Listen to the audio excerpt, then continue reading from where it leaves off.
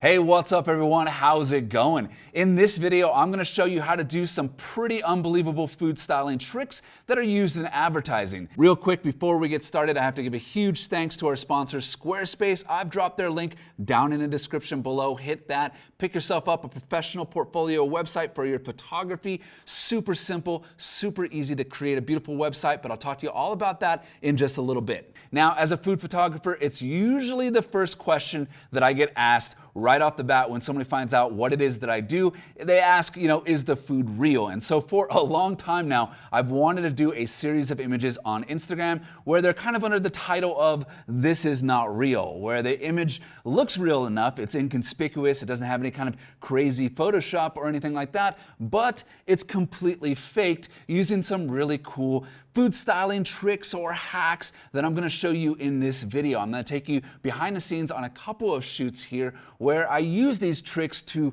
make or fake these images. I was just on a fast food advertisement shoot for a major brand last month, and I can say from my own personal experience from being on set that all these food styling tricks or hacks or techniques have very little to do with trying to fool you or misrepresent their product, and it has much more to do with extending the shelf life of that food once it hits the table, because once it does in fact land on set, it only has a few minutes before it has to be replaced without the serious help from some food styling magic. And at other times, these food styling tricks help you get shots that would be nearly impossible as far as making the food or the product visible on camera. Now, I'm not a professional food stylist, I'm a photographer, and if you've seen this channel before, you've watched some of my other videos, then you know I tend to like to shoot natural food using natural products. I mean, even my cocktail shots have real alcohol in them. So I'm really excited to attempt to make 4 really cool food images that are, for the most part, not real. Speaking about cocktails, let's start off with faking that.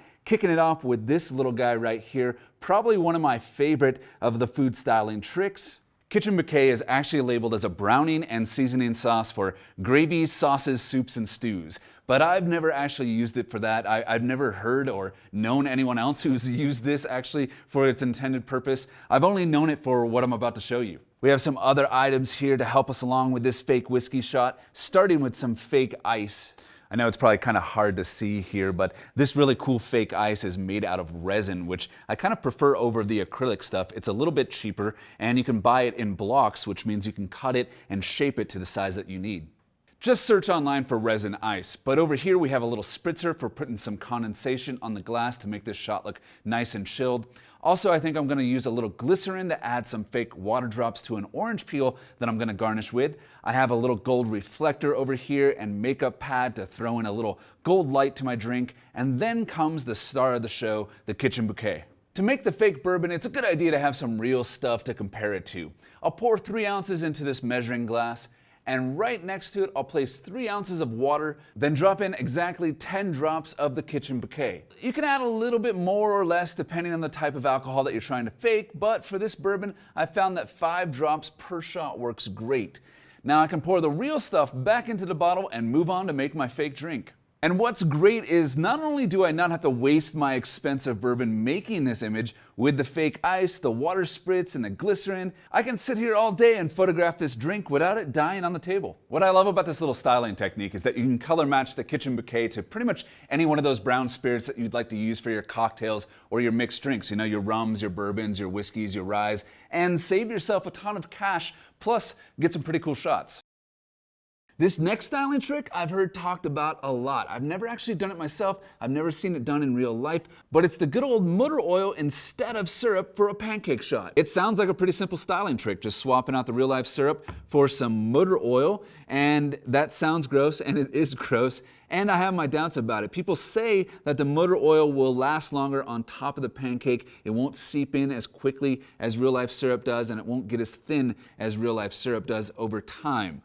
But does it look real? Are the colors real? Is the consistency real? I went to the auto parts store and I bought the thickest motor oil that they had in stock. It's 20W50, and I'm not sure if they make any darker or thicker motor oil out there, but I thought, why not give it a go? I'll pour it out and you can see that it's definitely much lighter than this cheapo syrup that I have, and I don't really believe that it's any thicker. So what's the point of this food styling trick if it doesn't get you the results you want or compared to the real thing? Well, because so many people talk about it, because it's such a big part of the myth and lore around food styling, that I thought I just had to try it out for myself, compare the results, and show you guys, see what you guys think. Drop your comments down below and let me know if you think it's worth the hassle. Now, I'll style these pancakes really simply, just some blueberries, bananas, and walnuts. And then I'll slowly pour on this motor oil as my fake syrup. Here are both images, the motor oil as the fake syrup and the real syrup. Let me know what you guys think. And just a little comparison about how fast the two different liquids become thin and seep into the top of the pancakes. Here's both side by side after about 10 or 15 minutes of sitting on the table.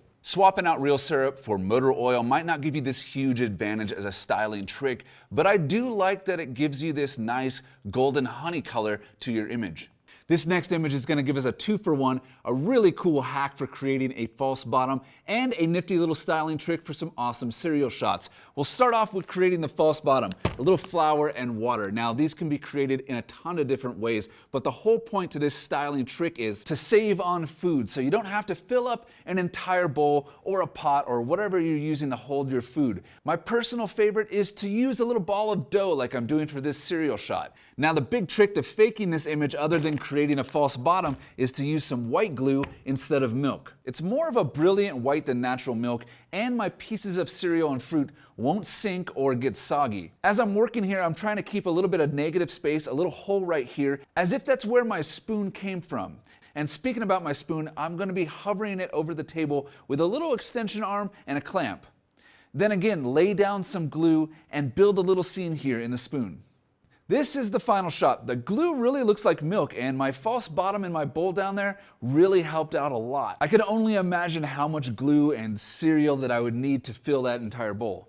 So that's pretty cool, and if you've ever poured yourself a bowl of cereal, then you know just how impossible this shot would be, using regular milk without the help from the glue and the false bottom. So I think this image, fits perfectly in my series of this is not real food photography. By the way, this has been sitting here for about 45 minutes since I took my last shot, so we can see just how long this will last on the table.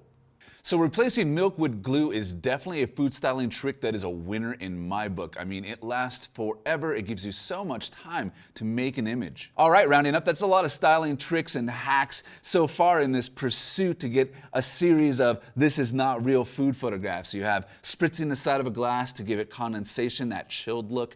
You have glycerin for adding little water drops here or there.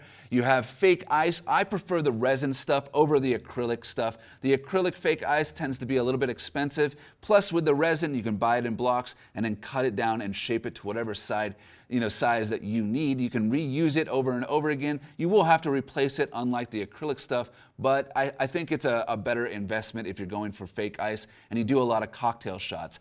Also, speaking about if you do a lot of cocktail shots, go to the store, buy yourself a couple of bottles. They're really cheap, a couple bucks, the kitchen bouquet, and you can replace all of your brown liquors in your cocktail shots. If you do a lot of cocktail shots like I do, you want to replace your rye, your bourbon, your whiskeys, your rums.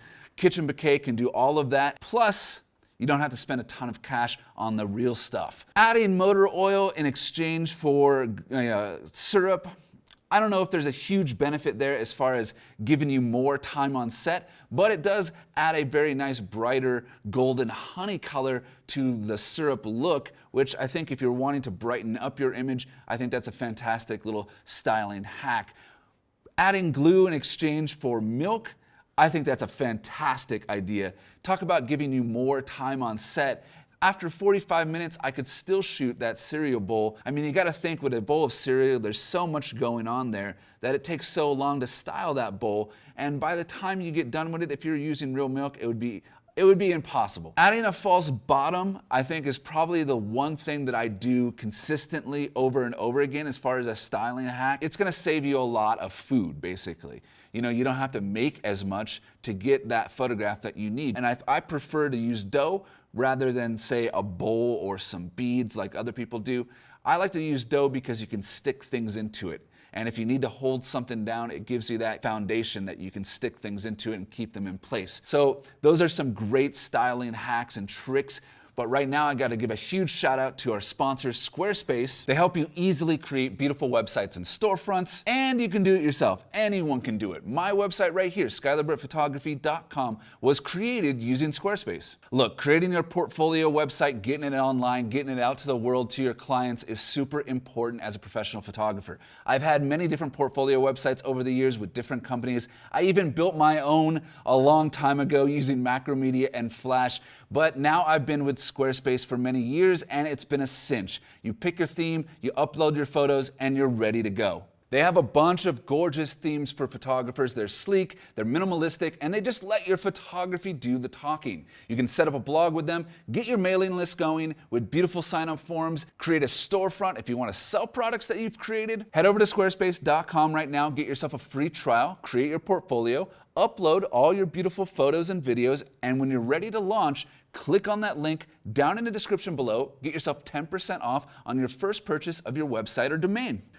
But that is it for this video. I hope you liked it. A lot of styling techniques in there. It was really fun. I think I'll do this again. There's a ton more styling techniques that I wanted to get through, but I didn't have time in this video. But I hope you liked it. If you did, please give it a thumbs up.